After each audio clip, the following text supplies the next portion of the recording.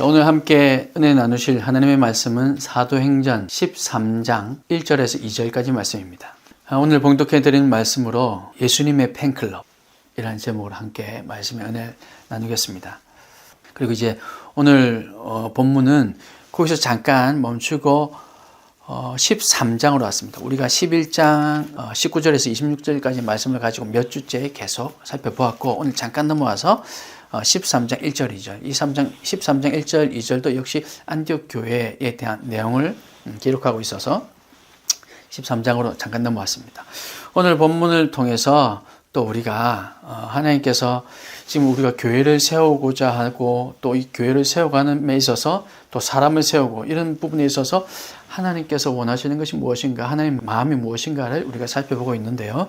오늘 이 부분을 통해서도 또 우리에게 주는 은혜가 있으리라 믿습니다. 제 첫 주에 말씀을 이렇게 함께 나누는데 그동안의 여러분 지난 연말의 삶을 여러분 한번 돌아보시면 어땠을까요? 그저 좋기만 하고 기쁜 일만 있었던 것이 아니라 또 연말에 한 해를 딱 돌아보니까 그동안 힘든 일들이 있었구나, 또 어려운 일도 있었구나, 내가 계획했던 것들을 하지 못했던 것들도 있었구나 하는 것도 아마 돌아보는 시간을 가졌을 겁니다. 그 가운데 여러분 어떤 어려움들이 있었는지 잘 모르겠지만 그 가운데 아마 대부분 인간 관계에 대한 어려움을 한두 가지 정도, 또 아마 한두 번 정도는 한 해를 돌아보면서 생각해 보셨으리라 그렇게 짐작이 됩니다. 우리가 살아감에 있어서 사람들로 인해서 마음이 힘들어지는 경우가 참 많이 있습니다. 그래서 그런 사람들이 어떤 공동체, 어떤 집단에서 그렇게 견디지 못하고 적응하지 못하고 또 때로는 따돌림을 당해서 그렇게 그런 사람들이 그 공동체 밖으로 튕겨나오게 됩니다. 우리는 쉽게 그런 사람들을 지칭하기를 아웃사이더다 뭐 이렇게 지칭하기도 합니다. 예, 그런 사람들이 있죠. 그래서 그런 사람들은 마치 낙오자처럼 보입니다. 뭔가 인생을 잘 못 산 것처럼 보이고요.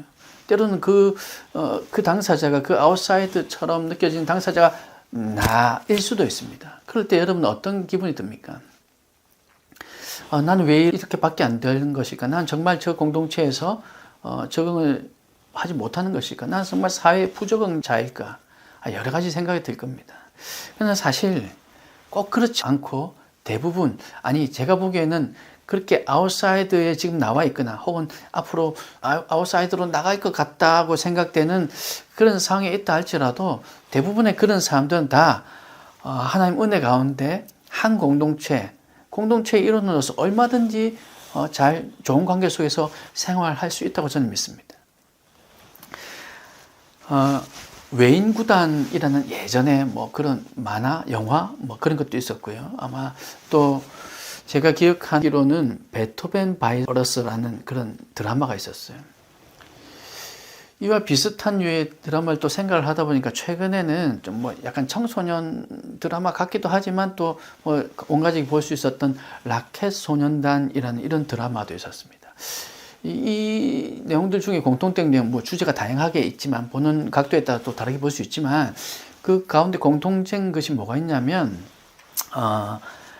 개성 강한 사람들 혹은 능력이 없는 사람들 혹은 어떤 집단에서 따돌림을 당해서 능력이 없다고 치부받는 그런 사람들, 아무튼 그렇게 좀 주류에 포함되지 못하는 사람들이 모여서, 그래서 어떻게 보면 오합지졸 같았던 그 공동체가 점점 성장하고 발전해 가서 그 공동체가 뭔가 목표한 바를 이루어내는 것. 그래서 뭐 어떻게 보면 성장 드라마 이런 표현도 하더라고요. 그런 느낌, 그런 내용들, 주제가 이 드라마들 속에 들어있지 않나 생각이 됩니다. 그래서 이 드라마들을 통해서 보면 여러 가지 교훈을 얻을 수 있지만 그런 사람들이 모인 것, 그런 사람들이 꼭 우리 사회에서 도태되어야 할 그런 사람들은 아니구나. 저런 사람들, 그렇게 아웃사이드에 있던 사람들도 잘 모여서 잘 화합이 되니까 능력을 발휘할 수 있구나 하는 것을 알게 됩니다.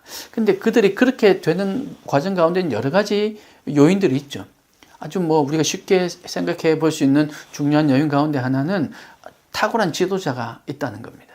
그래서 그런 사람들을 하나로 이렇게 딱 이렇게 끌어모을 수 있는, 그들의 잠재력을 발견해내고 또 그들의 적재적소에 잘 배치하고, 그래서 어떻게 훈련시키면 좋을지 이 모든 것들을 잘 아는 훌륭한 지도자가 있더라는 거죠. 그리고 그들 사이의 관계를 어떻게든 서로 배척하고 혹은 외면하고 다른 공동체에서 이미 따돌림을 당했거나 혹은 잘 적응하지 못했던 사람들이었기 때문에 여기에서도 여전히 그들끼리의 어떤 좋지 않은 감정들이 남아있음에도 불구하고 어떤 한 지도자에 의해서 혹은 어떤 한 사건과 같은 계기를 통해서 그 관계가 끈끈하게 되고 하는 이런 요인들이 있더라는 거죠.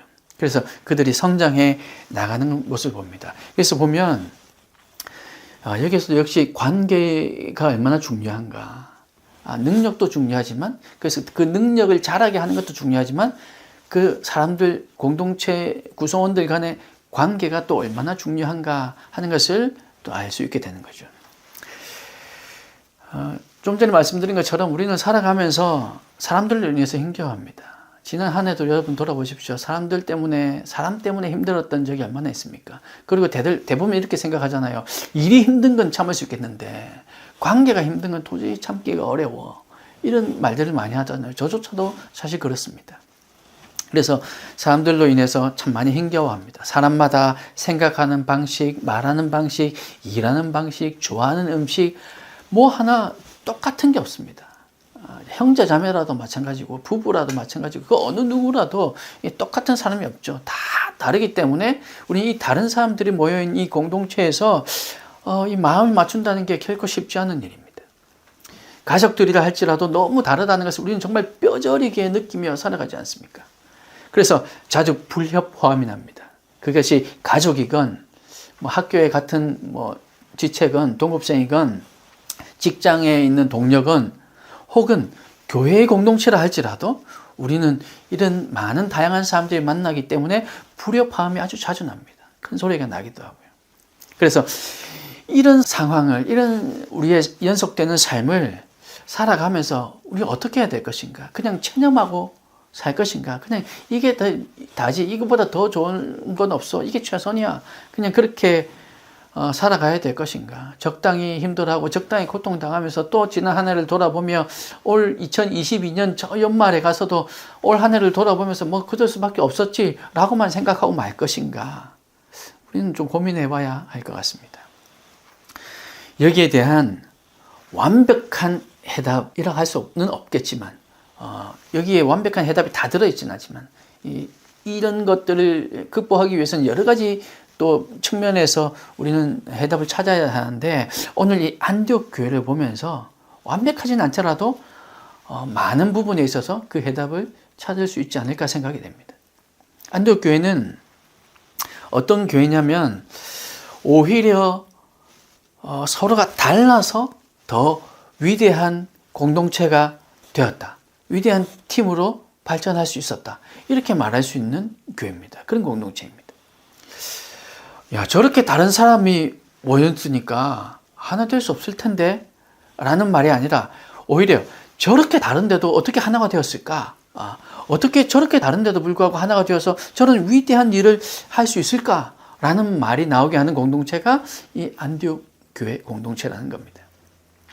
안디옥 교회는 차이점에서 찾을 수 있는 유익들, 여러 다양한 사람들이 모인 그 사람들의 차이점에서 찾을 수 있는 그 유익들을 10분 활용한 교회라 그렇게 볼 수 있습니다. 각자의 장점으로 다른 이들의 단점을 좀 더 보완하고 그래서 더 나은 결과를 도출하고 나의 부족한 생각들을 좀 더 채우고 바꾸고 이렇게 변화시킬 수 있는 그런 공동체였다는 거죠.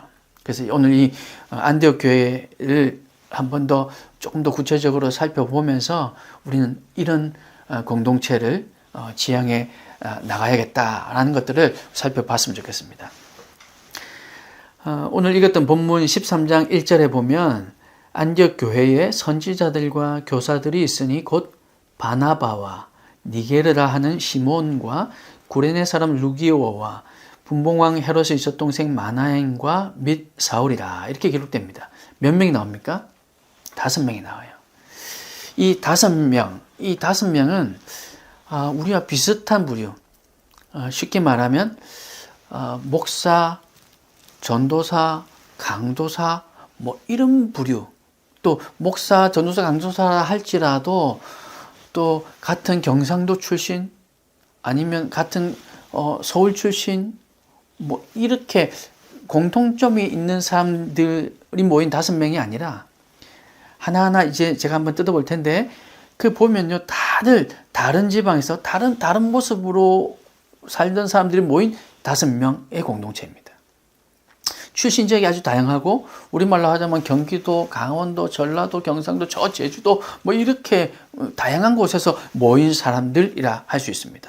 먼저 바나바는 보면 구브로라는 섬에서 태어난 사람입니다. 인종적으로는 유대인입니다.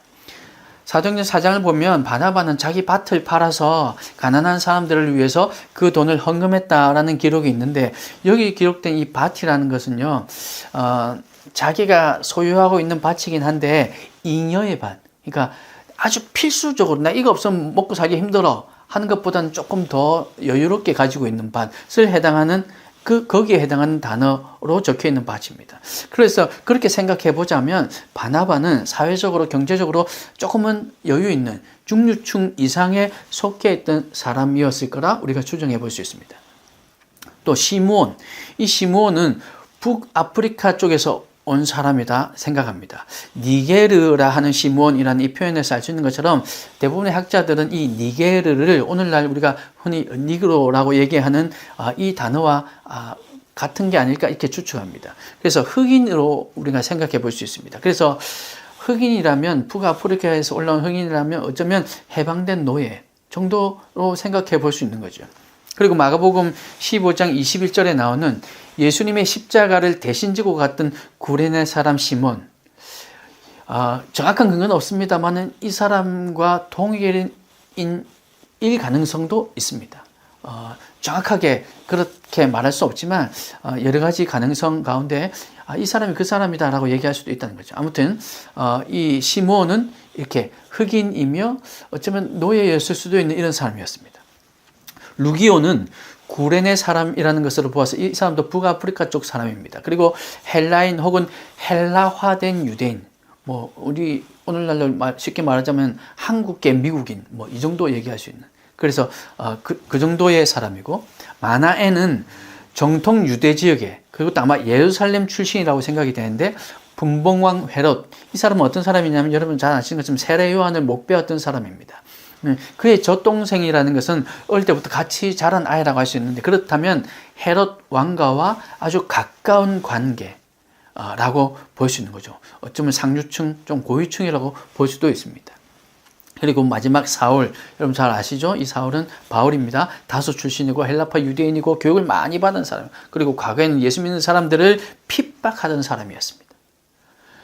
다양한 인종, 다양한 문화, 그리고 그들의 살아왔던 그 과거의 경력도 너무나 다양하지 않습니까? 그들의 성격도 아마 다 달랐을 겁니다. 바나바와 이 사울만 보더라도 성격이 아주 다른 대조적인 사람이었거든요.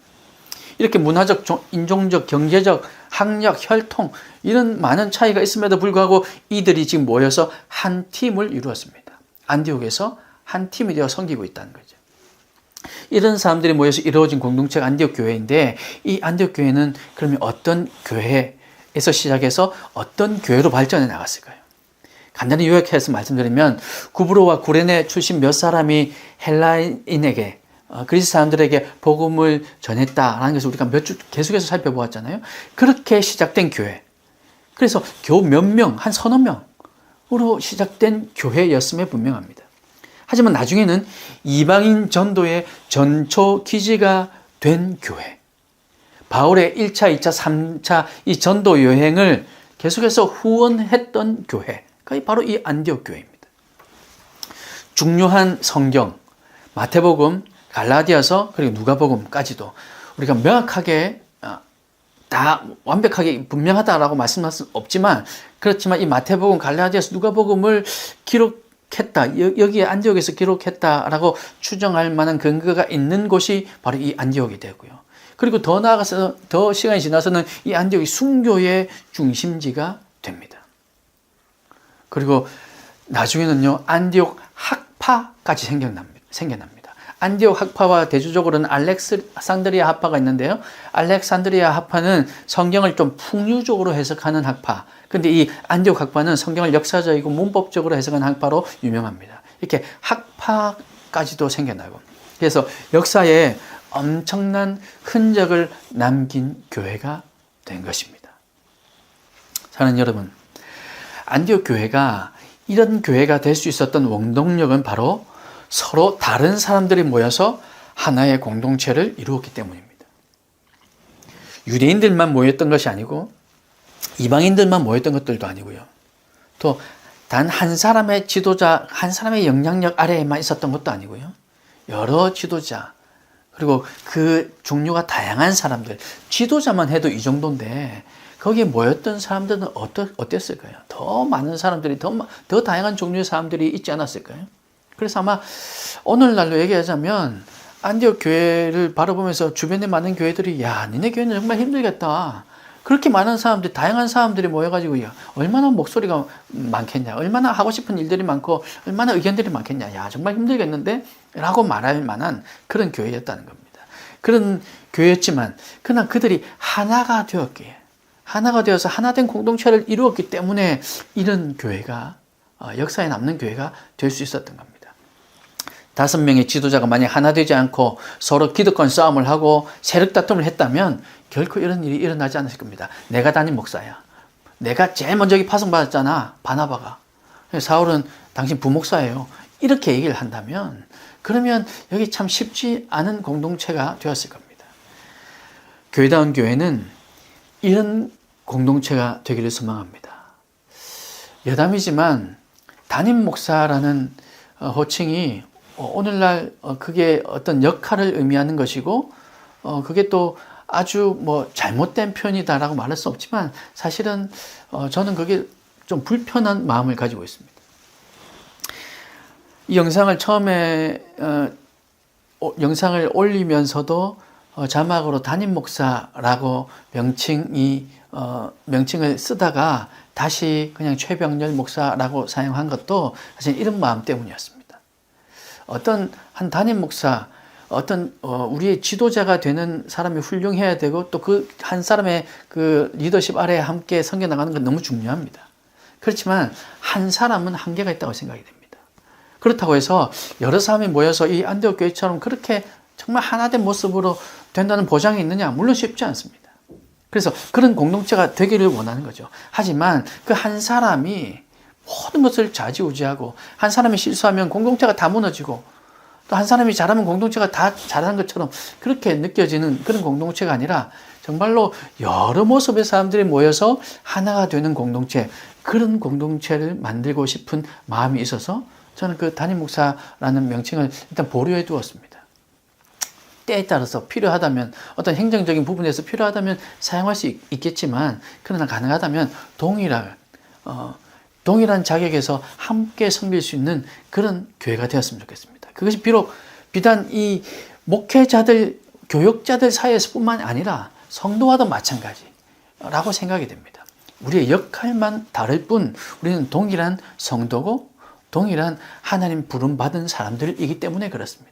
그러니 목사인 그 목사의 직분을 감당하고 있는 그 사람만 하나님의 음성을 들을 수 있고 그 사람을 통해서만 하나님 말씀하시는 것이 결코 아니고 우리 모든 성도들을 통해서 하나님께서 말씀하시고 그러니 때로는 목사가 그 성도들을 통해서 하시는 하나님의 음성도 들을 줄 아는 그런 교회가 되기를 소망하는 것이죠.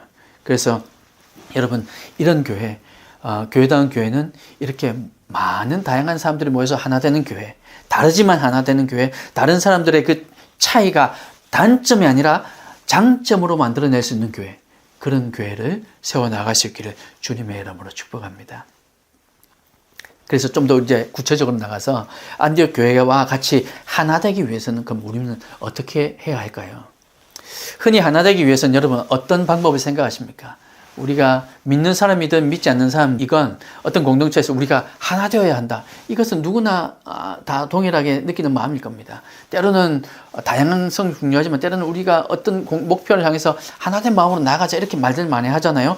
그러기 위해서는 우리가 보통은 서로에 대한 예의를 좀 갖춰야 된다. 다른 사람의 말에 귀를 기울여라. 뭐 이렇게 얘기를 합니다. 그리고 또 이런 기도 얘기하죠. 우리가 남이가 우리의 혈연, 우리의 지연을 들어 얘기하면서 우리가 남이가 우리는 진짜 이게 남이 아니지 않느냐, 우리는 가까운 사람이지 않느냐, 그러면서 우리는 하나가 되어야 한다 강조합니다. 그리고 우리 같은 비전이 있다, 우리는 어떤 비전을 향해 나가느냐, 우리는 이 목표를 가지고 나가지 않느냐, 그렇게 얘기하면서 하나 되는 방법을 설명합니다. 물론 이 방법들 틀린 방법이 아니라 다 맞죠. 하지만 이것으로는 잘 되지 않더라는 겁니다. 이것으로는 정말 우리가 하나 되는데 어려움이 여전히 있더라는 거죠. 하나됨을 위해서 안디옥 교회가 주는 교훈은 먼저 예수님의 팬클럽이 되어야 된다는 거예요. 예수님이 주가 되고 그 예수님 아래에 우리가 다 이렇게 모여야 한다는 겁니다. 우리의 공통점이 예수님이 되어야 한다는 거죠. 최근에 전 세계에서 아주 인기를 누리고 있고 우리나라를 온 세계에 많이 알리고 있는 방탄소년단이라는 팀이 있죠. 그리고 그 팀을 좋아하고 따르는 그런 팬들, 그들이 팬클럽을 이루어서 그들을 아미라고 부르더라고요.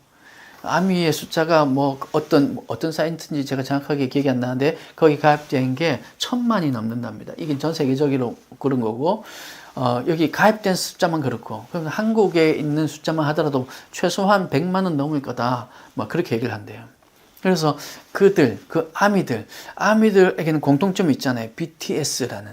그래서 BTS를 위해서라면 이것도 괜찮고 저것도 괜찮고 BTS를 위해서라면 이것도 해야 되고 저것도 해야 되고 하는 이런 공통점이 그들이 있습니다. 마치 그런 것처럼 물론 우리 예수님과 비교할 수는 없지만 우리도 예수님이 우리의 주가 되어야 되는 거죠. 성격은 다 다릅니다. 그 아미들은 전 세계에 있는데요. 전 세계의 모습 다양한 사람들이지만 그러나 하나를 보고 가잖아요. 마치 그런 것처럼 우리도 다 각자 다른 모습이 보였지만 예수님을 보고 가야 한다는, 예수 그리스도가 우리 주인이 되어야 한다는 이 사실이 동일할 때 우리는 하나 될 수 있지 않을까 생각이 됩니다. 2절 말씀해 보세요. 주를 섬겨 금식할 때에. 여러분 누구를 섬깁니까? 주를 섬겨. 이게 중요한 것이죠. 교회를 섬겨가 아니고 또 바나바를 섬겨 혹은 사울을 섬겨가 아니고 주를 섬겨 금식할 때 이들의 공통 분모는 예수님이었다는 겁니다. 이런 의식을 가지고 있으면 가정도 교회도 어떤 공동체도 변할 수 있습니다. 어떤 문제가 터졌을 때 서로 그 문제를 해결하고자 하는 생각이 다 다를 겁니다. 그때 그 다른 생각을 내려놓고 예수님의 뜻은 무엇일까? 예수님이라면 어떻게 하실까를 함께 고민한다면 해결이 될 겁니다. 여러분 이렇게 얘기할 수도 있습니다. 예수님의 뜻은 무엇일까라고 고민했는데요. 그래서 함께 기도했는데요. 그래서 나눠보니까 그것도 또 각자 다르던데요. 라고 말할 수 있어요. 여러분 여기에는 전제 조건이 있는데 그것은 정말로 신앙 안에서 양심적으로 얘기해야 되고 또 같은 비슷한 수준의 신앙이 있어야 한다는 그런 어느 정도의 전제가 아마 있어야 될 겁니다. 그렇지 않고 이제 갓 믿기 시작한 사람들이 기도하고 생각하는 것과 충분히 하나님을 많이 경험하고 오랜 시간 주님과 동행해 왔던 사람들이 기도하고 또 응답을 얻는 것은 물론 좀 다를 수 있을 겁니다. 그래서 거기에서 또 새어나는 차이가 나는 것들이 있을 수 있겠죠. 그렇지만 우리가 성령 충만, 우리 지난번에 말씀드렸던 것처럼 성령 충만이 무엇입니까? 우리의 뜻이 아니라 우리 생각, 우리의 마음, 이 모든 것이 하나님께로 맞추어지는 것, 성령님께로 맞추어지는 것. 이것이 성령 충만이라고 말씀드렸잖아요. 그래서 우리가 성령 충만해 있다면, 그래서 우리의 마음이 성령님께 집중되어 있다면, 우리의 생각이 성령님의 생각과 가깝게 맞추어져 있다면, 그러면 어떤 문제가 생겼을 때 함께 기도하고 함께 고민한다면 그 답이 동일하게 비슷하게 나올 것입니다. 이전에도 주를 섬겨 금식할 때에 그때 성령이 이르시되 이 5명 지도자가 동시에 말씀하신 거거든요. 내가 불러 시키는 일을 위하여 바나바와 사울을 따로 세우라 하시니 이걸 누구에게 했냐면 바나바한테만 사울한테만 이 음성이 들린 것이 아니라 이 마음이 깨달아진 것이 아니라 이들 모두에게 깨달아진 것이라는 겁니다. 그러니 공통 분모를 예수 그리스도로 두어야 하고 또 문제가 생겼을 때 예수님이라면 어떻게 하실까라고 생각하며 하나님께 묻는 것, 이것이 중요하다는 겁니다. 잠언 25장 13절 말씀에 보면 충성된 사자는 그를 보낸 이에게 마치 추수하는 날의 얼음 냉수 같아서 능히 그 주인의 마음을 시원하게 하느니라 라고 기록되어 있는데요. 마치 이 말씀처럼 충성된 종이 되면 되는 거죠. 이렇게 표현해서 죄송합니다만 BTS의 충성된 종은 아미들이잖아요. 우리는 예수님의 충성된 종이 되면 되는 겁니다. 그러면 주님의 마음을 시원케 해드리는 사람들이 아마 될 수 있을 겁니다. 안디옥 교회가 주는 두 번째 교훈, 안디옥 교회가 하나 되게 하기 위해서 우리에게 주는 두 번째 교훈은 서로 다른 사람들이 모인 데에는 반드시 하나님의 뜻이 있다는 것을 인식하는 것. 이것을 믿어야 한다는 겁니다. 왜 하나님께서 우리 다른 5명을 여기에 한 공동체가 되게 하셨을까? 로 끝내는 것이 아니라 그러니 아니야 아마 이게 다를 거야가 아니라 분명히 그 뜻이 있을 거야. 우리 이 공동체에 교회다운 교회라는 공동체에 이 사람, 요 사람, 저 사람, 그 사람 여러 가지 이 다양한 모습의 사람들이 모이게 한 이유가 분명히 있을 거야 라는 믿음이 있어야 한다는 거죠. 서로 다른 이 지도자들이 금식하고 있었던 이유가 뭐냐면 하나님의 뜻을 찾고 있었던 겁니다. 그렇게 하나님의 뜻을 금식하며 기도하는 가운데에 깨달았던 거죠. 이런 관점에서 우리의 가정과 교회를 보며 우리가 기도한다면 우리도 답을 찾을 수 있게 될 겁니다. 하나님이 분명한 목적을 깨달을 수 있게 하실 텐데 우리가 이 목적을 깨닫기만 한다면 이렇게 다른 사람, 여러 가지 다양한 사람들이 모인다고 할지라도 우리는 오히려 더 풍성한 공동체로 만들어낼 수 있을 겁니다. 생각해 보세요. 어떤 목회자들 또 어떤 성도님들은 아마 이렇게 생각하실 겁니다.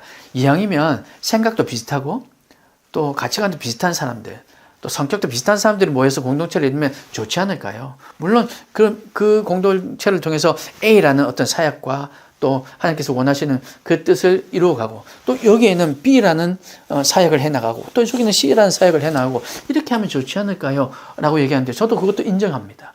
충분히 그럴 수도 있습니다. 그러나 만약에 이 A라는 사역을 하는 데 있어서 B와 C가 A만큼의 비중은 아니라 할지라도 필요하다고 본다면 아니 정말 필요해진다면 그때는 우리는 B와 C는 도저히 안 되니까 다 포기하자 이렇게 얘기할까요? 물론 또 다른 대안을 기도하는 가운데 찾아낼 수 있겠지만 저는 가능하면 한 공동체가 또 다양한 공동체의 모습의 사람들이 모여서 한 공동체를 이루어서 A도 B도 C도 또 하나님께서 허락하시고 하나님께서 인도하신다면 더 많은 사역을 할지라도 감당할 수 있으면 좋지 않을까 그렇게 생각이 됩니다. 그래서 분명히 우리 다양한 이 모습을 가진 사람들을 이 공동체가 되게 하신 데는 분명히 이유가 있을 텐데 그 이유가 무엇일까라고 생각하면서 여러 가지 모습의 사람들을 통해서 더 다양한 모습, 더 풍성한 모습을 갖춘 교회로 그렇게 교회로 만들어 간다면 하나님께서 우리에게 더 많은 일들을 또 다양한 일들을 맡기실 수 있지 않을까 생각이 됩니다. 그래서 여러분 하나님의 목적, 하나님께서 우리에게 모이게 하신 이 목적을 분명히 우리가 깨달을 수 있다면 우리는 이런 사람 저런 사람 여러 가지 능력을 갖춘 사람들이 모여서 더 풍성한 공동체로 분명히 자라갈 수 있다는 것을 여러분 믿으시길 바라고 또 그런 공동체를 함께 세워나가는 여러분, 저와 여러분이 될 수 있기를 소망합니다. 또 이 안디옥 교회가 주는 세 번째 교훈은 지휘자를 따라야 한다는 겁니다. 안디옥 교회의 지휘자는 누구일까요? 안디옥 교회의 지휘자는 바나바 혹은 사울이 아니라 안디옥 교회의 지휘자는 동일한 얘기지만 예수 그리스도십니다. 주님의 충성된 종이 우리가 되어야 할 것이고 그래서 우리가 우리를 모이게 하신 그 하나님의 뜻을 우리가 깨달아야 할 것이고 그리고 우리의 지휘자는 언제나 하나님, 예수 그리스도 한 분이다는 것을 우리는 확실히 믿어야 합니다. 확신을 가져야 합니다. 그래서 때로는 교회 공동체 어떤 교회든지 담임 목사님 그리고 그 담임 목사님과 장로님들과 그 당회의 구성 아래 또 여러 성도님들이 함께 모여서 이렇게 공동체를 이루어가고 있기 때문에 그 리더인 담임 목사님이 중요하다고 생각하는데 분명히 그럴 수 있고 맞는 말입니다. 하지만 담임 목사님만 중요하지는 않습니다. 더 중요한 것은 우리 예수님이죠. 그럼 이 예수님이 담임 목사님을 통해서만 일하시느냐? 물론 하나님께서는 체계를 세우시고 있는 체계를 가지시고 질서가 있는 하나님이시기 때문에 분명히 그렇게 하시겠지만 때로는 다양한 사람들이 모이면 다양한 사람들에게 동일하게 말씀해 주시는데 그것을 확인하며 함께 나누어 간다면 그것이 더 하나님의 뜻을 정확하게 알고 사역할 수 있지 않을까 그렇게 생각되는 거죠. 때로는 그럴 때가 있지 않습니까? 담임 목사님께서 어떤 사역의 방향을 함께 나누었습니다. 그런데 그것이 이해가 되는 성도님들도 있겠지만 저거 아닌 것 같은데 하는 분들도 있을 거예요. 그럴 때 여러분 어떻게 해야 됩니까? 무조건 따라가야 할까요?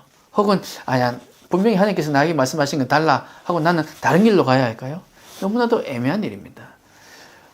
이럴 때 우리는 만약에 다양한 사람들이 지도자로 세워져 있다면 그러면 이 다양한 사람들에게 하나님께서 공동적으로 말씀하시는 그 메시지를 통해서 우리는 깨닫게 되고 알 수 있을 겁니다. 제가 아주 간단한 좀 때로는 어떻게 보면 극단적인 지금 예를 들었지만 그러나 이런 비슷한 유의 일들이 우리 사역하는 가운데 아마 많이 일어날 겁니다. 그때에 우리가 놓치지 말아야 할 중요한 것이 바로 무엇이냐면 우리의 지휘자, 우리의 지도자는 예수님 한 분이라는 사실이라는 거죠. 그래서 이 사실을 누가 가장 먼저 인식하고 있어야 하냐면 담임 목사인 거겠죠. 교회 공동체라면. 그리고 교역자, 그리고 당회 이렇게 얘기할 수 있겠죠. 그래서 이 사실을 결코 잊지 않고 우리의 지도자는 오직 예수님 한 분, 우리의 지휘자 되신 분은 주님만 가능하시다라는 것을 믿고 그렇게 우리 공동체가 다양한 모습이지만 모여서 함께 주님의 뜻을 구해 간다면 그러면 정말 주님께서 기뻐하시는 안디옥과 같은 위대한 일들을 감당해낼 수 있는 그런 교회가 세워질 것이라 확신합니다. 사랑하는 여러분, 안디옥 교회를 통해서 우리는 하나됨이라는 하나님의 중요한 원리를 깨닫게 됩니다. 안디옥 교회는 하나되기 쉽지 않은 조건을 가졌지만 결국 그들은 하나됨의 표본을 보여주었고 또 이후에 아름다운 공동체, 위대한 공동체로 성장할 수 있었습니다. 그러므로 우리의 주인 되신 예수 그리스도를 중심으로 우리는 생각하고 섬겨야 할 것입니다. 그리고 이렇게 다양한 우리를 공동체로 부르신 이유가 분명히 있음을 믿고 또 그 이유를 찾는다면 하나 되는 은혜를 우리가 경험하게 될 것입니다.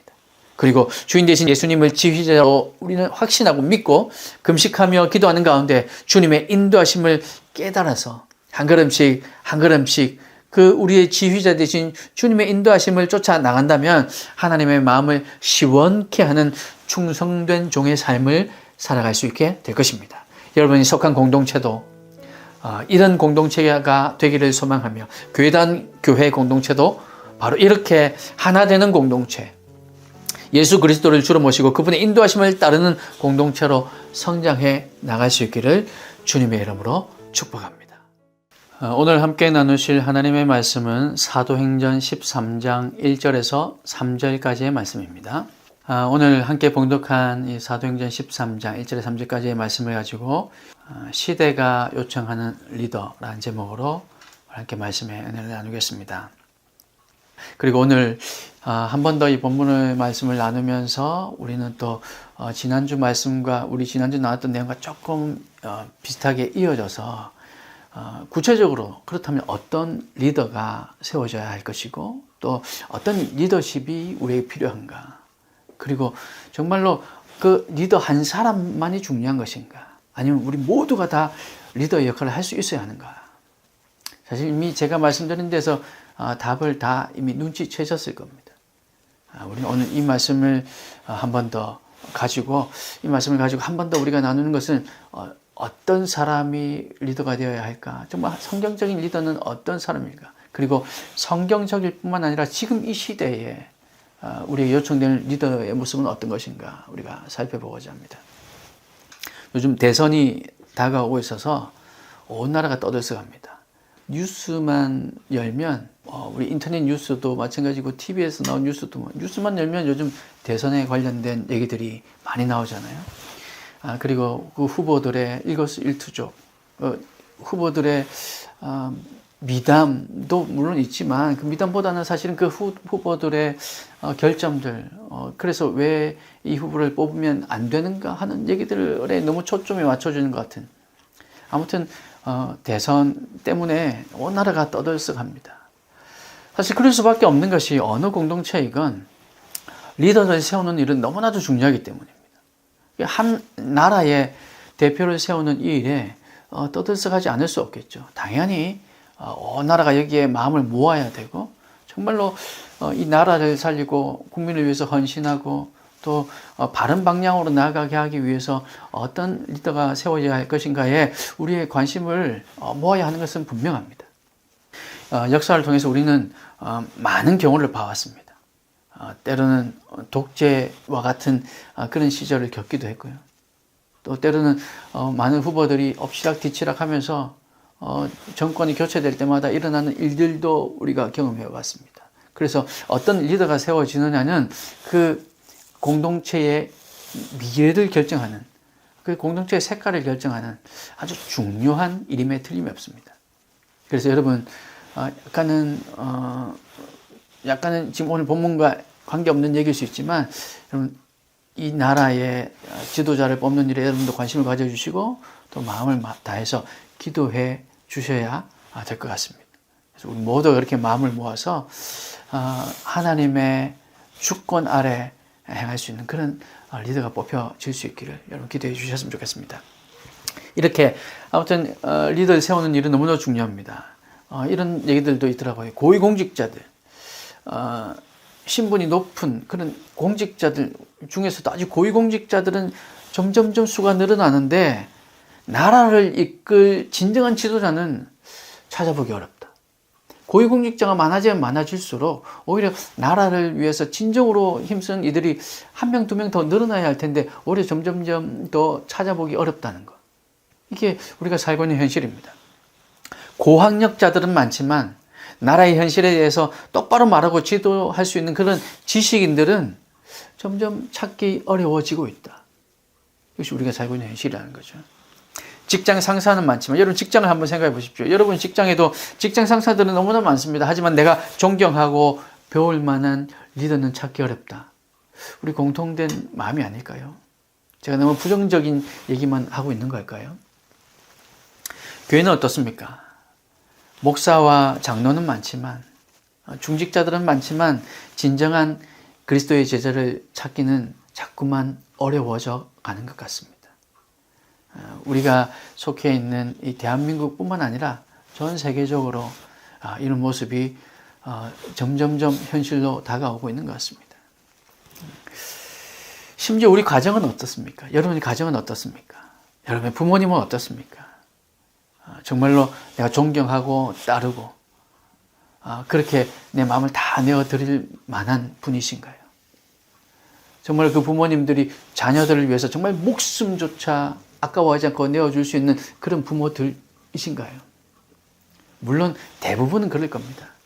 하지만 자꾸만 그렇지 않은 부모, 그렇지 않은 리더들이 우리가 살고 있는 현실에 자꾸만 많이 나타나다 보니까 우리가 이런 걱정을 하지 않을 수가 없습니다. 그래서 리더를 세우는 것, 누가 리더가 되느냐 하는 것은 너무나도 중요한 일인 거죠. 내가 속한 공동체의 리더가 누구냐 하는 건 매우 중요한 일입니다. 지도자의 색깔에 의해서 공동체의 색깔이 좌우된다고 해도 과언이 아니기 때문이죠. 위대한 공동체 뒤에는 항상 위대한 지도자가 있기 마련입니다. 안디옥 교회, 우리가 지금 계속해서 살펴보고 있는 이 안디옥 교회의 지도자들을 우리가 살펴보면서 우리는 어떤 지도자를 기대해야 되고 또 어떤 지도자가 되어야 하는가. 내가 또한 지도자 역할, 그 자리를 감당해야 될 필요도 있을 텐데 어떤 리더가 되어야 하는가. 우리 이것을 살펴보았으면 좋겠습니다. 우리가 읽었던 본문 13장 1절 말씀에 보면 안디옥 교회에 선지자들과 교사들이 있으니 라고 기록하고 있습니다. 안디옥 교회에 5명의 지도자들이 있었다. 그리고 그 5명이 누군지가 한 사람 한 사람 기록되어 있습니다. 이들에 대해서는 우리가 지난번에 말씀을 나눌 때 간단하게 어떤 사람들인지 우리가 살펴보았습니다. 그런데 이 5명을 통칭하는 말로 선지자 그리고 교사라는 표현이 나옵니다. 이 말을 잘 살펴보면 이 단어 선지자와 교사라는 단어를 아마 우리가 잘 살펴보면 그들이 어떤 사람들이었는지 우리가 알 수 있으리라 짐작이 됩니다. 지금 이 5명을 부르기를 선지자, 교사 이렇게 부르거든요. 그럼 이 선지자와 교사는 당시에 어떤 사람들을 지칭하는 말이기에 이 5명을 그렇게 부르고 있는가? 그래서 이 선지자라는 단어와 교사라는 단어, 당시에 쓰이던 이 단어를 정확하게 우리가 파악해 본다면 이 리더의 색깔을 우리가 좀 구체적으로 알 수 있지 않을까 생각이 됩니다.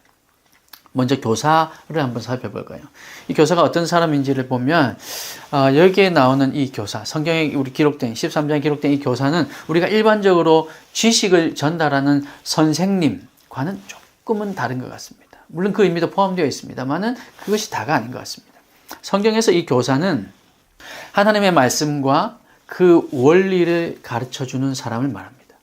단지 지식을 전달하는 것이 다가 아니라 하나님의 말씀 그리고 그 원리를 가르쳐주는 사람을 말하죠. 더 나아가서 여기서 말하는 교사라는 것은 남에게 가르쳐주는 것뿐만 아니라 자기도 그 하나님의 말씀과 그 원리에 따라 살고 행하는 사람들 여기까지 다 포함해서 교사라는 단어를 사용하고 있다는 겁니다. 여러분 그래서 여담이지만 교회에서 여러분 교사의 직분을 맡고 있다면요. 물론 거기에서의 교사는 또 지식을 전달하는 역할도 분명히 있습니다.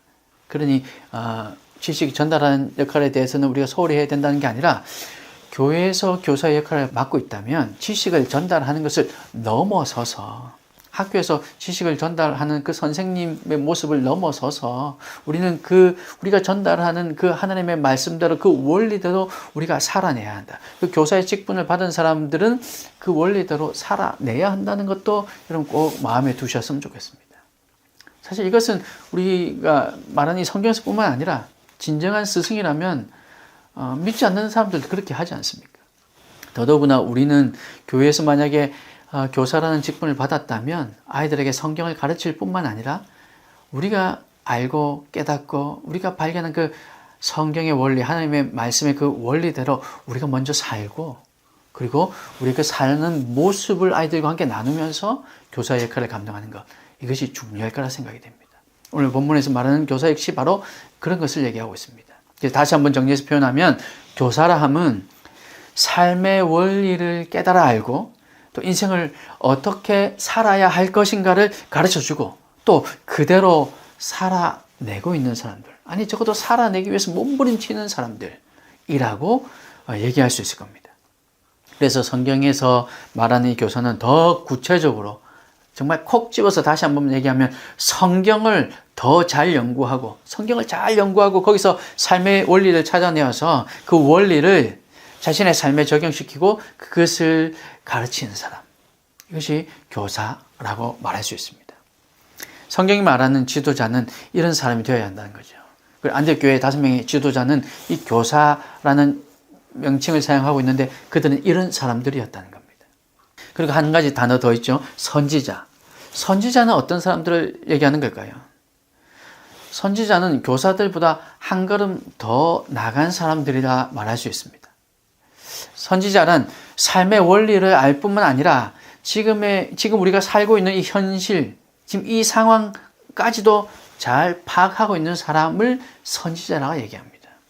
우리가 흔히 선지자라고 하면 예언자, 예언하는 사람, 미래의 일을 맞추는 사람, 쉽게 말하면 점쟁이 같은 그런 사람을 떠올리는데 오늘 본문에 나오는 선지자라고 하면 그것이 아니고 시대와 상황, 지금 오늘날 우리가 살아가고 있는 이 시대, 이 상황을 잘 읽고 그 상황에 말씀의 원리를 적용해낼 줄 아는 사람, 이런 사람을 선지자라고 하는 거죠. 하나님 말씀을 말씀대로 너무 잘 알고 하나님께서 성경에서 말하는 하나님께서 말씀하신 그 삶의 원리가 무엇인지를 알았어요. 하지만 지금 내가 살아가고 있는 시대 상황을 읽지 못하고 이 하나님의 말씀을 이 시대 상황에 적용하지 못한다면 그는 선지자라고 얘기할 수 없다는 겁니다. 단지 미래를 맞추는 것이 아니라 이렇게 시대 상황을 잘 읽고 하나님의 말씀을 시대 상황에 잘 적용할 줄 아는 사람이 선지자라는 겁니다.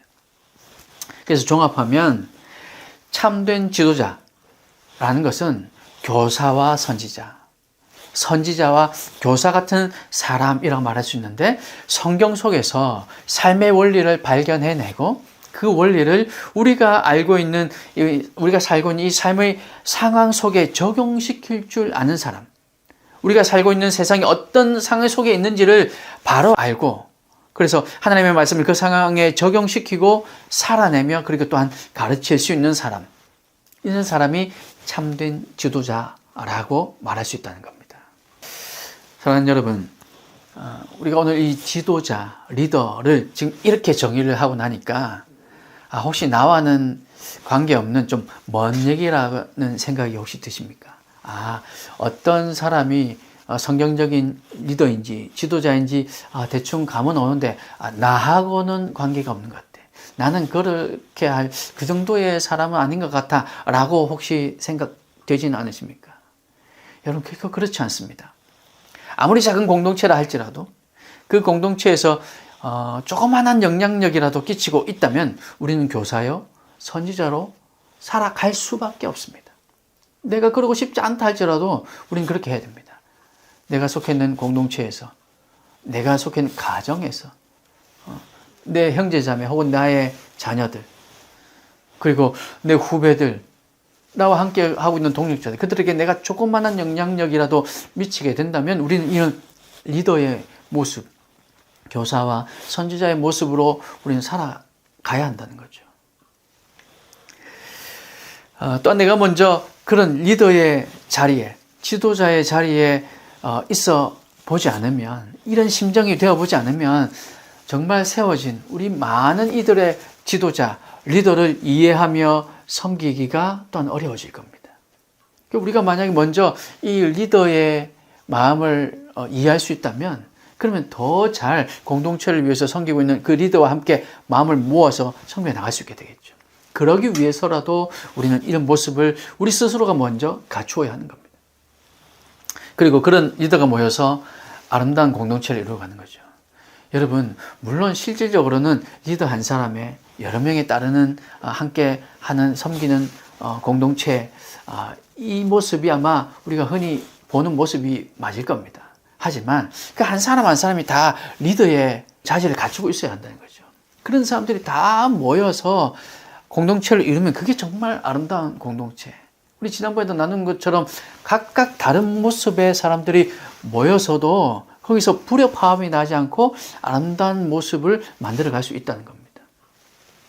그리고 한 명의 리더가 아니라 공동의 리더가 팀으로 성장하는 공동체가 우리가 지금 세워보자 하는 교회다운 교회가 지향하고 있는 모습입니다. 한 사람에게 집중되어 있는 것이 아니라 오늘 이 안대교회처럼 5명의 리더, 아니 때로는 그보다 더 많은 리더가, 다양한 모습의 리더가 모여서 공동체가 세워지는 것, 이것이 정말 저는 아름다운 공동체가 되리라 생각이 됩니다. 물론 쉽지 않죠. 이런 말도 있습니다. 사공이 많은 배가 산으로 간다는 말도 있죠. 그래서 너무 리더가 많으면, 지도자가 많으면 내는 목소리들이 많아서 안 된다라고 얘기하시는 분들도 있습니다. 물론 그 말도 일리가 있습니다. 하지만 그것을 조율해낼 수만 있다면요. 그 어떤 한 사람이 혹은 한두 사람이 혹은 그 여러 명의 리더들이 서로 한 발 양보하고 좀 더 낮아져서 섬겨서, 그래서 이게 조율이 되기만 한다면요, 그 어떤 공동체보다도 힘 있는 공동체가 될 겁니다. 저는 그런 공동체를 만들어가는 것, 이게 하나님의 뜻이 아닐까 생각이 됩니다. 한국 교회에 긍정적인 부분 많이 있습니다. 이미 우린 긍정적인 부분 너무 많이 들어서 알고 있고, 사실 그 덕분에 지금 우리가 이 자리에 있을 수 있습니다. 한국 교회에 많은 긍정적인 부분이 있어 왔죠. 그래서 오랫동안 우리가 부흥의 시기를 우리가 살아왔습니다. 하지만 문제가 되는 부분, 이제 시간이 가면서 자꾸 그 문제점들이 드러나기 시작하는데, 그 문제가 되기 시작하는 부분 가운데 하나가 바로 이 리더십. 이 리더십이 한 사람에게 집중되는 것과 관련이 있다는 겁니다. 그러니까 한 사람의 리더가 너무 잘해도 때로는 문제가 될 수 있고요. 잘못하면 또 물론 더 큰 문제가 되기도 합니다. 만약에 잘한다면 사실 이런저런 상황들을 잘 이끌어갈 수 있는 리더가 있다면 더 말할 게 없겠죠. 하지만 그 한 사람에게 너무 집중되어 있게 된다면 그것이 문제가 될 수도 있다는 겁니다. 그래서 그 한 사람을 의지하고 다른 사람들은 나는 리더의 자리에 가지 않을래. 난 그냥 시킨 대로만 할래. 저 잘하고 있는 저 한 사람, 저 목사님, 저 장로님 한 분만 바라보고 가겠어 라고 한다면 다른 사람들을 자꾸만 양육하는 문제는 더 어려움이 생기고 그 한 사람이 만약에 빠지게 되면 공동체에 큰 타격을 입게 되는 이런 문제가 생기기도 하고요. 그리고 그 리더, 그 한 사람의 지도자가 또 못하면 공동체가 돌이킬 수 없는 길로 가는 그런 일이 생길 수도 있다는 겁니다. 그래서 우리가 세우고자 하는 교회, 이 교회다운 교회뿐만 아니라 우리가 속해 있는 어떤 공동체든 이 공동체의 리더, 지도자는 삶의 원리 그리고 이 상황을 잘 아는 지도자. 오늘 이 안디옥교회, 우리가 살펴보고 있는 안디옥교회의 교사와 선지자와 같은 삶의 원리를 성경으로부터 잘 발견해내고 그리고 지금 이 시대의 상황도 잘 읽어낼 줄 아는 그런 삶의 원리와 상황을 아는 지도자, 교사와 선지자와 같은 이 리더가 세워져서 우리의 공동체를 아름답게 만들고 또 교회다운 교회도 그런 리더와 함께 세워져가는 아름다운 교회가 될 수 있기를 주님의 이름으로 축복합니다. 오늘 함께 나누실 하나님의 말씀은 사도행전 13장 1절에서 3절까지의 말씀입니다. 오늘 함께 봉독한 이 사도행전 13장 1절에서 3절까지의 말씀을 가지고 시대가 요청하는 리더라는 제목으로 함께 말씀의 은혜를 나누겠습니다. 한 번 더 이 본문의 말씀을 나누면서 우리는 또 지난주 말씀과 우리 지난주 나왔던 내용과 조금 비슷하게 이어져서 구체적으로 그렇다면 어떤 리더가 세워져야 할 것이고 또 어떤 리더십이 우리에게 필요한가, 그리고 정말로 그 리더 한 사람만이 중요한 것인가, 아니면 우리 모두가 다 리더의 역할을 할 수 있어야 하는가. 사실 이미 제가 말씀드린 데서 답을 다 이미 눈치채셨을 겁니다.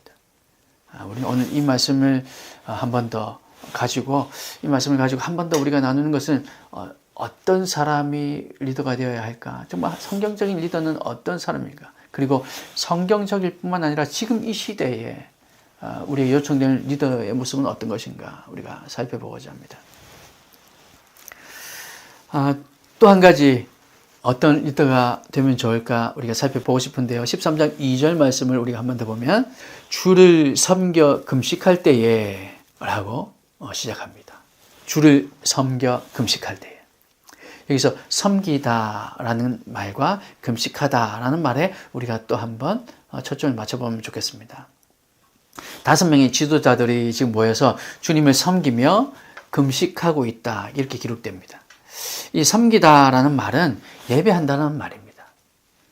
그냥 대충 의역해서 그렇다는 게 아니라 실제로 그런 단어입니다. 그래서 새 번역 성경을 비롯한 쉬운 성경, 우리말 성경 대부분의 성경 번역 성경에서 보면 주님께 예배하며 금식하고 있을 때 이렇게 기록하고 있습니다. 그래서 이 섬겨라는 말은 예배한다는 말입니다. 그럼 다시 말하면 주님을 섬겨 금식할 때에는 주님을 예배하며 또 금식할 때 이 말인 거죠. 그래서 이들은 지금 금식하며 또 공식적인 이 예배, 우리 흔히 말하는 공예배를 지금 드리고 있었던 겁니다. 그리고 이때 하나님께서 성령을 통해 말씀하셨음을 알 수 있습니다. 주를 섬겨 금식할 때에 성령이 이르시되 라고 말씀하고 있거든요. 예배는 여러분 어떤 겁니까? 예배는 하나님 높이는 거잖아요. 우리의 모든 것을 하나님께 딱 집중시키고 그리고 하나님께 우리의 마음, 내 마음을 온전히 올려드리는 것, 이것을 예배라고 할 수 있을 겁니다. 하나님을 섬기는 것이죠. 또한 금식은 어떤 겁니까? 대개 금식이라고 하면 단식 투쟁이 떠오릅니다. 여러분 그렇지 않습니까? 제가 조금 과격한 단어를 사용하긴 했지만 금식한다고 하면 정말 저분에게 지금 어떤 엄청 중요한 기도 제목이 있는가 보다. 정말 어떤 큰 문제가 생겼나 보다. 우리 흔히 그렇게 인식하고 있지 않습니까? 그래서 금식한다 하면 이런 문제, 금식이라고 하면 이런 상황을 떠올립니다. 하지만 진정한 금식은 내가 가지고 있는, 내가 누릴 수 있는 기본적인 어떤 그런 즐거움들을 다 내려놓고 하나님만이 나의 기쁨이 되신다는 사실을 인정하고 고백하는 것. 이것이 진정한 금식이라고 얘기할 수 있습니다. 내가 누릴 수 있는 즐거움 다 내려놓고 하나님만이 나의 기쁨입니다. 라는 이 사실을 인정하고 그렇게 하나님께 고백하는 거죠. 이렇게 예배와 금식을 통해서 알 수 있는 것. 지금 이들이 예배하고 있고 그 금식 가운데 예배하고 있다는 것을 통해서 알 수 있는 것이 무엇일까요? 이들이 왜 이렇게 금식하며 하나님을 예배하고 있는 걸까요? 너무나도 당연한 얘기지만 하나님을 믿기 때문입니다. 그렇지 않습니까? 하나님을 믿지 않는 사람이 예배하고 특히나 또 금식까지 하며 예배할 수 있을까요? 하나님을 믿기 때문에 지금 이들이 섬겨 금식하고 있습니다. 하나님이 그들의 전부라는 얘기죠. 금식까지 하고 있으니. 이것을 역으로 표현하면 이 5명의 지도자들, 이 리더들은요, 사도행전 11장 26절에 기록된 것처럼 그리스도인이었던 겁니다. 비로소 그들을 그리스도인이라 부르더라 할 때의 그 그리스도인. 이 5명이 바로 진정한 그리스도인이었다는 거죠. 하나님을 온전히 믿었다는 겁니다. 그리스도인, 그리스도를 따르는 사람, 그리스도께 속한 사람, 즉 주님의 것이라는 자기 정체성이 분명한 사람들이었다는 겁니다. 내가 누구인지, 내가 누구를 섬기는지, 내가 지금 무엇을 하고 있는지, 내가 왜 금식하는지 이것을 너무나도 분명히 정확하게 알고 있었다는 겁니다. 그래서 그들이 금식하며 하나님을 예배할 수 있었던 거죠. 그리고 그때 성령께서 말씀하신 겁니다.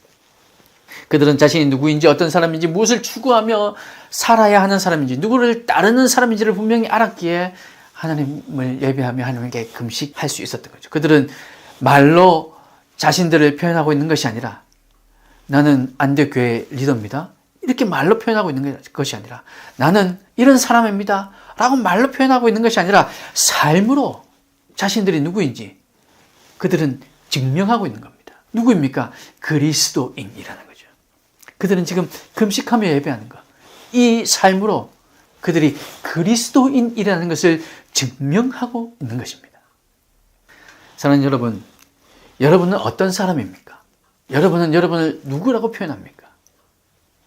그리스도인이라고 자신 있게 여러분 말할 수 있으십니까? 여러분의 즐거움을 기꺼이 내려놓고 하나님만 바라는 그런 삶을 살고 계십니까? 금식하며 기도하는 이런 삶을 여러분 살고 계십니까? 그래서 알기 위해서, 즉 나의 정체성을 확인하기 위해서는 내가 어떤 삶을 살고 있는지를 보아야 한다는 거죠. 내 입에서 어떤 단어가 나오고 내 입에서 어떤 말이 나가는가, 이것이 중요한 것이 아니라 내가 어떤 삶을 살고 있는가, 이게 중요하다는 겁니다. 저는 그리스도인입니다. 저는 교회 장로입니다. 저는 교회 목사입니다. 라고 말로 하는 것이 중요한 것이 아니라 정말 목사다운 삶을 살고 있는가, 장로다운 삶을 살고 있는가, 성도다운 삶을 살고 있는가, 그 삶을 통해서 증명이 된다는 거죠. 말로만 나는 어떤 사람입니다 라고 하는 것은 사람들이 잘 믿지도 않고요, 사람들에게 요즘은 이제 통하지도 않습니다. 이렇게 말씀드려서 좀 죄송하지만 우리가 요즘 대선 때문에 정치인들이 계속해서 이렇게 TV에 등장하는 모습을 많이 보고 있지 않습니까? 선거운동할 때만 되면 대통령 후보들뿐만 아니라 국회의원 후보들, 시의원 후보들이 모두가 다 나는 이런 사람입니다 라고 얘기합니다. 물론 그 짧은 시간에 본인을 어필해야 하니까 물론 그거 나쁘다고 말할 수는 없습니다. 하지만 그 말, 나는 어떤 사람입니다 라고 얘기하는 그 말을 확인을 해봐야 되는데 그 확인은 무엇을 통해서 할 수 있습니까? 그의 삶을 통해서밖에 확인할 수 없잖아요. 시간이 없어서 짧은 시간이라 우리가 다 확인할 수 없지만, 그래서 그들의 삶이 어땠는가, 지금 대통령 후보들의 그 지금까지 살아왔던 삶이 어떻는가를 계속해서 나쁘게 표현하면 들추어내고 있지 않습니까?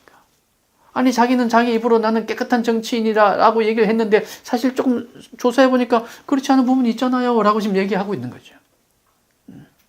그래서 우리는 그런 정치인들과는 또한 별개로 그들이 어떠하든지 상관없이 우리는 그리스도인다운 모습으로, 비로소 그리스도인이라 칭할 수 있을 만큼 우리는 그리스도인답게 살아야 하는 거죠. 어디 가서 내가 어느 교회 교인입니다, 저는 대한예수교 장로회를 속해 있는 교회에 출석하고 있는 사람입니다, 뭐 이렇게 얘기할 필요가 없이 그리스도인다운 삶을 살아내야 하는 거죠. 그래서 사람들이 저 사람 도대체 어떤 사람이기에 저런 삶을 살고 있을까 궁금하게 되고, 그래서 알아보니 예수 믿는 사람이구나 가 되어야 한다는 것이죠. 자신의 입으로 자신이 어떤 사람이라고 말하는 사람을 우리는 오히려 경계해야 합니다. 저는 이 학교 출신입니다. 그리고 때로는요, 자기뿐만 아니라 자기 옆에 어떤 제3자를 소개할 때도 이분은 어디 학교 출신입니다. 이분은 어느 지방 출신입니다. 저는 그렇게 소개할 때마다 예라고 대답은 하지만 사실은 저에게는 아무런 영향력이 없는 발언들입니다. 저는 그분의 삶을 보길 원하거든요. 여러분도 아마 동일하실 겁니다. 이제는 더 이상 입으로 난 좋은 사람이에요 라고 얘기한다고 해서 그것을 믿는 사람도 없고 거기 넘어가는 사람도 없다는 겁니다. 그리고 또한 이렇게 얘기하는 사람들을 우리는 경계해야 됩니다. 삶으로 살아내는 사람이 진실한 사람이고 믿을 만한 사람이라는 거죠. 우리 첫 번째 살펴보았던 교사와 선지자. 그들은 성경에서 삶의 원리를 발견해내고 그들 자신도 그렇게 살아내는 사람이었기에 교사라고 선지자라고 칭함을 받을 수 있었던 겁니다. 우리는 이렇게 살아야 됩니다. 내가 어떤 사람인가? 우리의 정체성이 무엇인가? 내가 그리스도인이라는 정체성을 가지고 살아가고 있다면 우리는 그에 합당한 삶을 살아내야 되는 거죠. 어디 가서든 저는 예수 믿는 사람입니다 라고 얘기하는 게 말로 하는 거 이거 중요하지 않다는 겁니다. 그러므로 여러분 교회다운 교회는 바로 자신의 정체성, 그리스도인이라는 이 자신의 정체성을 분명히 알아서 누구를 섬겨야 할지, 무엇을 위해 살아야 할지를 정확하게 아는 사람, 이런 사람이 지도자로, 리더로 세워질 수 있기를 주님의 이름으로 축복합니다.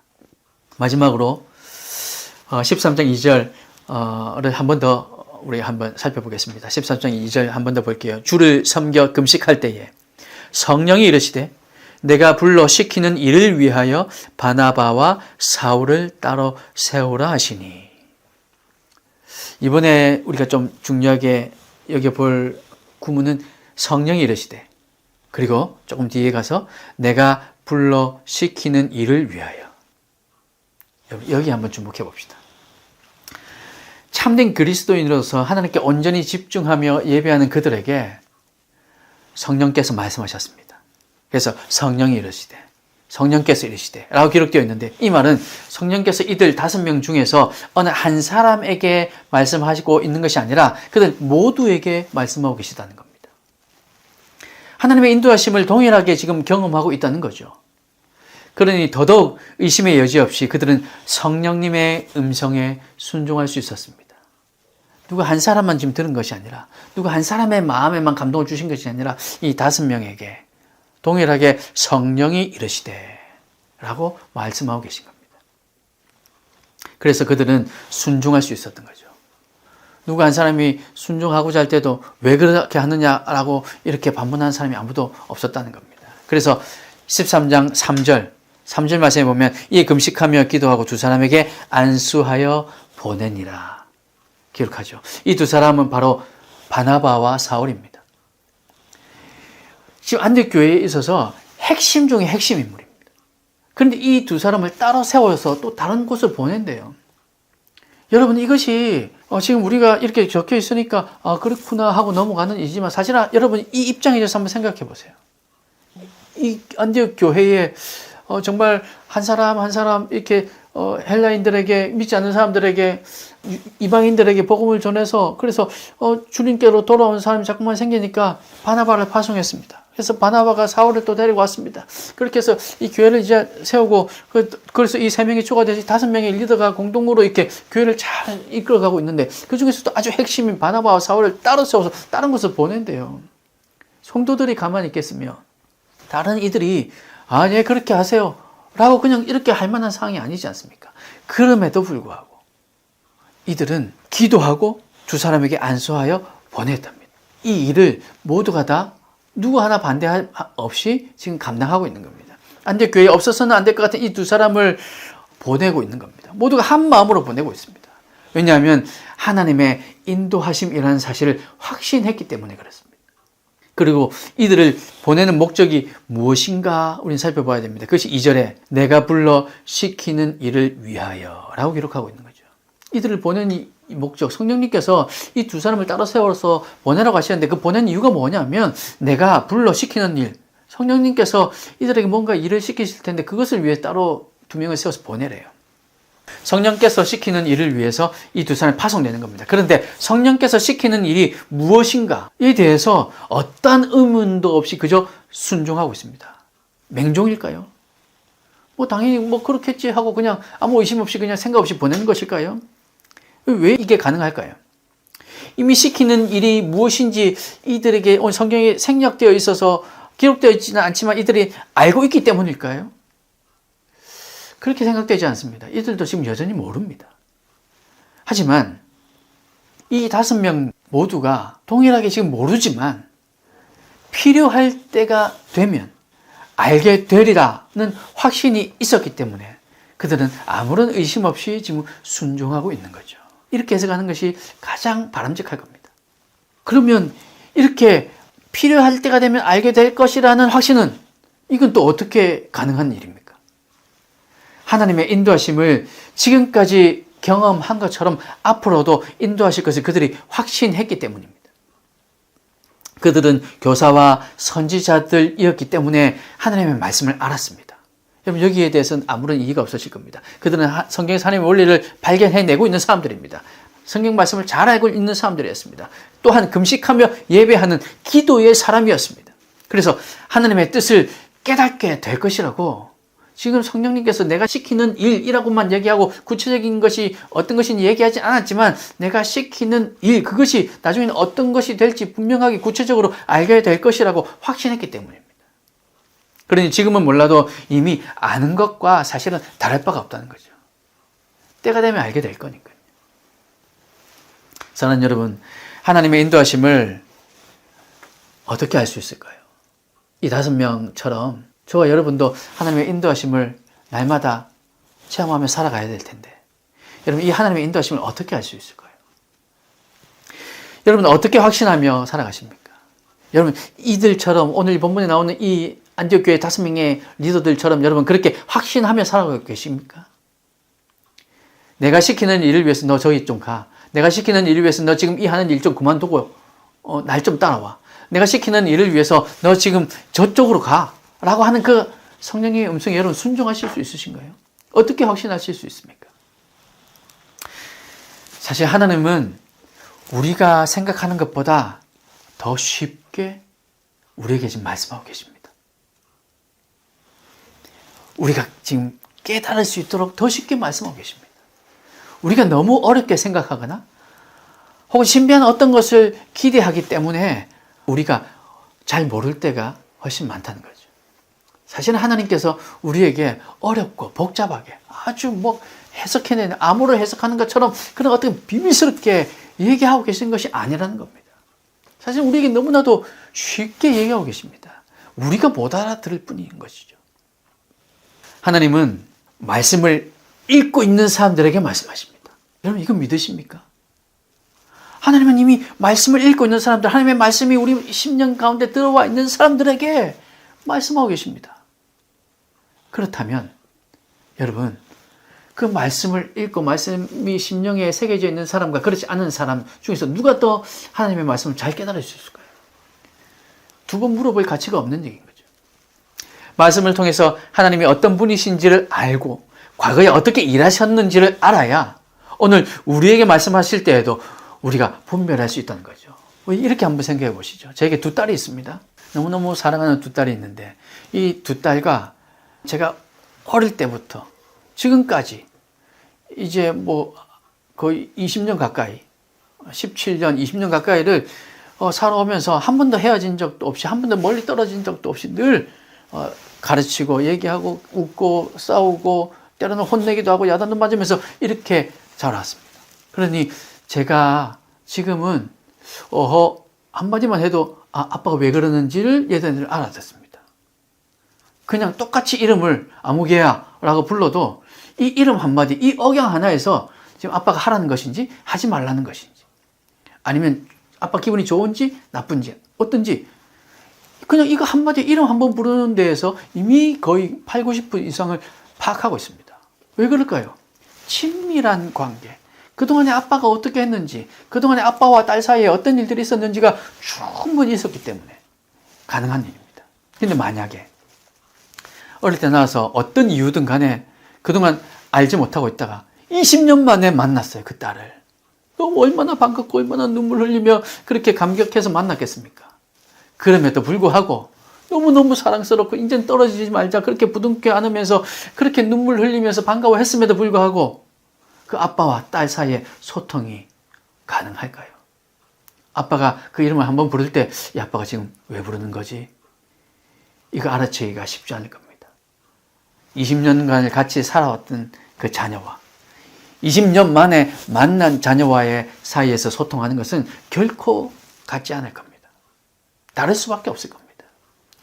우리가 하나님의 말씀을 계속해서 읽고 우리 마음에 새기고 있던 그 사람과 읽어야 되는 것은 알지만 읽지 못하고 아니 때로는 꼭 읽어야만 돼? 이렇게 하면서까지도 나 예배드리고 있어. 나 주일날 교회 가 라고 얘기하면서 그렇게 읽지 않고 하나님의 말씀이 새겨져 있지 않는 사람, 이 두 사람에게 하나님께서 말씀하실 때 누가 더 잘 알아들을 수 있을까요? 이 두말할 필요가 없는 얘기지 않습니까? 그러니 하나님께서는 오늘도 우리에게 말씀하시는데 너무너무 쉽게 말씀하고 계십니다. 성경을 통해서 말씀하고 계십니다. 성경이 마음에 새겨진 사람들에게 하나님께서 기도할 가운데 그 우리 마음 심령에 새겨주시고 깨닫게 하시고 또 다른 사람들의 말 한마디 한마디를 통해서 우리에게 알 수 있도록 너무나도 쉽게 말씀하고 계십니다. 우리가 못 알아들을 뿐이죠. 그러므로 여러분 오늘도 제가 강조하지 않을 수 없는 것, 강조할 수밖에 없는 것이 바로 말씀과 기도인 거죠. 이렇게 말씀이 기본이 되어 있고 말씀이 가득 차 있는 사람에게 하나님의 마음을 부어주시면 그것이 거룩한 부담이 되어서 우리의 심령을 찌르게 되고 그것이 하나님의 음성으로 우리가 들리게 된다는 겁니다. 이것이 하나님의 인도하심이죠. 그래서 여러분 말씀이 바탕이 되고 그 위에서 기도할 때 하나님의 인도하심을 깨닫고 행하는 그런 담대함도 얻게 될 것입니다. 하나님의 인도하심을 깨닫고 그렇게 행하는 지도자, 그런 지도자는 바로 말씀 위에 그리고 그 말씀 위에서 기도하는, 그래서 성령님께서 말씀하실 때 그것이 분명히 무엇인지를 인지하고 깨달을 수 있는 이런 사람이 바로 우리가 세워 나가야 할, 또 우리가 되어야 할 지도자라는 사실을 여러분 꼭 기억하시길 바랍니다. 교회다운 교회는 이렇게 삶의 원리와 상황을 잘 알고 또 하나님 앞에서 자신이 누구인지 자신의 정체성을 분명히 깨닫고 또 하나님의 인도하심대로 행하는 이런 성도들이 모인 교회, 이런 지도자와 함께 공동체를 세워나가는 교회, 이런 교회가 될 수 있기를 주님의 이름으로 축복합니다. 여러분 오늘 이 말씀을 여러분 마음에 꼭 새겼으면 좋겠습니다. 이런 지도자가 어디 없을까라고만 찾아보는 것이 아니라 여러분이 이런 지도자가 되어 주십시오. 그래서 다른 각자의 삶의 필드에서 그런 지도자의 모습을 여러분이 한 사람 한 사람 갖추기 시작한다면 그런 각기 다른 모습의 지도자들이 모여서 아름다운 공동체를 이루고 가고 그곳에 하나님께서 교회다운 교회, 정말 하나님께서 기뻐하시는 교회가 세워진다는 사실을 믿으시고 정말 성경에서 말하는 이런 지도자, 이런 리더가 세워지기를 기도하며 또 이 대한민국에도 그런 지도자가 세워지게 해달라고 함께 기도하는 마음을 모으는 저와 여러분이 다 되시기를 주님의 이름으로 축복합니다.